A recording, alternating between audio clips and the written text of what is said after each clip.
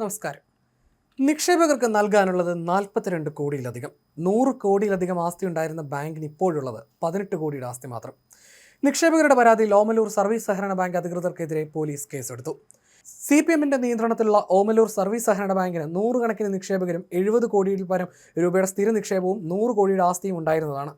മുൻ ജില്ലാ പഞ്ചായത്ത് പ്രസിഡന്റും CPM ജില്ലാ സെക്രട്ടേറിയറ്റ് അംഗവുമായ advocate Omalloor Sankaran bank director board അംഗമാണ്. മുൻപ് എ ഗ്രേഡ് ബാങ്കായി മികച്ച നിലയിൽ പ്രവർത്തിച്ചു വന്നിരുന്ന ബാങ്ക് 2023 മുതലാണ് നിക്ഷേപകരുടെ പണം മടക്കി നൽകാതായത്. ഇടതുപക്ഷ നേതാക്കൾക്കും പ്രവർത്തകർക്കും തിരിച്ചടവോ ജാമ്യവസ്തുവിന്റെ മൂല്യമോ കണക്കാക്കാതെ ലക്ഷങ്ങൾ ലോൺ നൽകിയതാണ് പ്രതിസന്ധിക്ക് കാരണമായതെന്നാണ് ആരോപണം. വിവിധ ആവശ്യങ്ങൾക്കായി സ്വരുക്കുട്ടി ബാങ്കിൽ നിക്ഷേപിച്ച പണം തിരികെ ലഭിക്കാതായതോടെ നിക്ഷേപകരും ജീവിതം വഴിമുട്ടിയ അവസ്ഥയിലാണ്. ഞങ്ങൾ ഈ ബാങ്ക് തകർന്നതറിഞ്ഞുകൊണ്ട് ഞങ്ങൾ നിക്ഷേപം കിട്ടാതിരുന്നപ്പോൾ ഞങ്ങൾ പോലീസ് സ്റ്റേഷനിൽ പോയി പരാതി കൊടുക്കാൻ ശ്രമിച്ചപ്പോൾ പല രീതിയിലുള്ള രാഷ്ട്രീയ സമ്മർദ്ദം കാരണം അവർ ഏകദേശം 6 മാസത്തോളം ഞങ്ങളുടെ പരാതി എടുത്തിരുന്നില്ല. അവസാനം ഞങ്ങൾ കളക്ടറെയും SP നേരിട്ട് പോയി കണ്ടതിന് ശേഷമാണ് ഡയറക്റ്റ് SP അദ്ദേഹമാണ് നേരിട്ട് DYSPക്ക് കത്ത് കൊടുത്തത്. ഇവരെ പരാതി എത്ര മൊഴിയെടുക്കണമെന്ന് പറഞ്ഞിട്ടുണ്ട്. അങ്ങനെയാണ് ഞങ്ങളുടെയൊക്കെ മൊഴിയെടുക്കാൻ തുടങ്ങിയത്. അത് തന്നെ ഏകദേശം 1 വർഷത്തോളം ലാഗ് ചെയ്തു പോയി. അത് കഴിഞ്ഞിട്ട് ഞങ്ങളുടെയൊക്കെ മൊഴി എടുത്തിട്ടുണ്ട്. ഞങ്ങൾ ഏകദേശം 19 FIRോളം എടുത്തിട്ടുണ്ട്. FIR അതിനകത്ത് എന്നെ സംബന്ധിച്ച് എൻ്റെ FIR കോടതിയിലായിട്ടുണ്ടെന്ന് എനിക്കൊരു ഇൻറ്റിമേഷൻ വന്നിട്ടുണ്ട്. അപ്പം ബാക്കിയുള്ളവരൊക്കെ ക്ലബ്ബ് ചെയ്താണ് FIR എടുത്തിട്ടുള്ളത്. ഭാര്യയുടെ PF ആനുകൂല്യങ്ങളടക്കം 50 ലക്ഷം രൂപയോളം ഇവിടെ നിക്ഷേപിച്ച വ്യാപാരിയായ സജീവിന്റെ മകളുടെ മെഡിസിൻ പഠന മോഹവും ഡിപ്പോസിറ്റ് തുക ലഭിക്കാതെ വന്നതോടെ ഉപേക്ഷിക്കേണ്ടി വന്നു.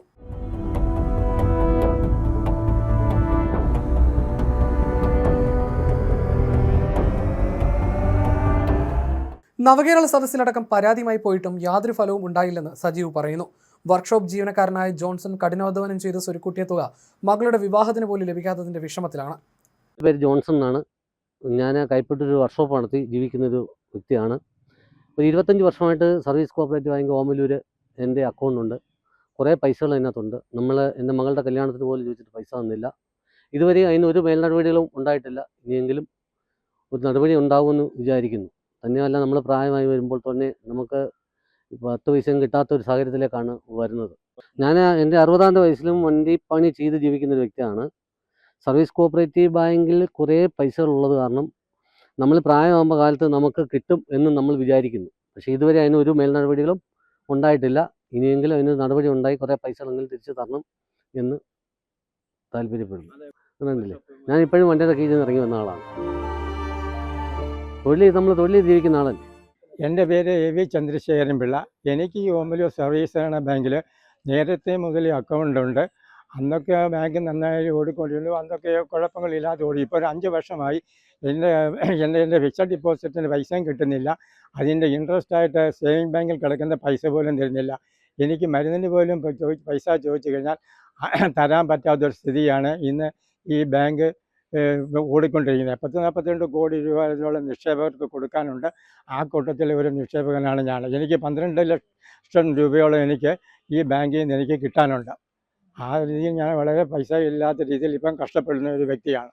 ഡൽഹിയിൽ സ്വകാര്യ കമ്പനിയിൽ 40 വർഷത്തിലധികം കാലം ജോലി ചെയ്ത് സമ്പാദിച്ച തുകയിൽ നിന്നും 2 പെൺമക്കളെ വിവാഹം ചെയ്തയച്ച ശേഷം മിച്ചം പിടിച്ച 12 ലക്ഷത്തോളം രൂപ വാർദ്ധക്യകാലത്തെ ആവശ്യങ്ങൾക്കായി കരുതി ഇവിടെ നിക്ഷേപിച്ച തുകയുടെ മുതലോ പലിശയോ കിട്ടാത്ത നിസ്സഹായ അവസ്ഥയിലാണ് AV ചന്ദ്രശേഖരൻ പിള്ള. ഞാൻ ചന്ദ്രശേഖരൻ പിള്ളയുടെ വൈഫാണ്. പിന്നെ ഇത് ഞങ്ങൾക്ക് 10-12 ലക്ഷം രൂപയുടെ ഡെപ്പോസിറ്റ് അവിടെ ഉണ്ട്. ഞങ്ങൾ ഡൽഹിയിൽ 40 വർഷം ജോലി ചെയ്ത് ഉണ്ണാതെ ഉടുക്കാതെ ഉണ്ടാക്കിയ പൈസയാണ് ഈ കൊണ്ട് നിക്ഷേപിച്ചത്. 2 പെൺകുട്ടികളാണ്.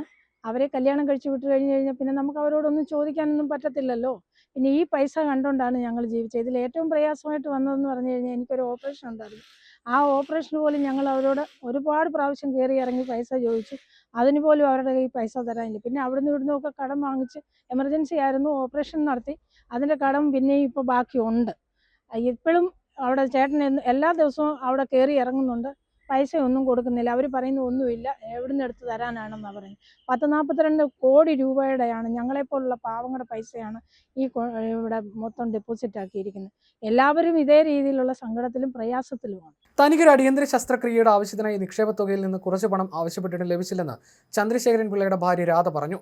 19ഓളം നിക്ഷേപകർ നൽകിയ പരാതിയിൽ ബാങ്ക് അധികൃതർക്കെതിരെ പോലീസ് കേസ് രജിസ്റ്റർ ചെയ്തിട്ടുണ്ട്. പുതിയ സർക്കാർ വന്നതോടെ തങ്ങൾക്ക് നീതി ലഭിക്കുമെന്ന പ്രതീക്ഷയിലാണ് നിക്ഷേപകർ.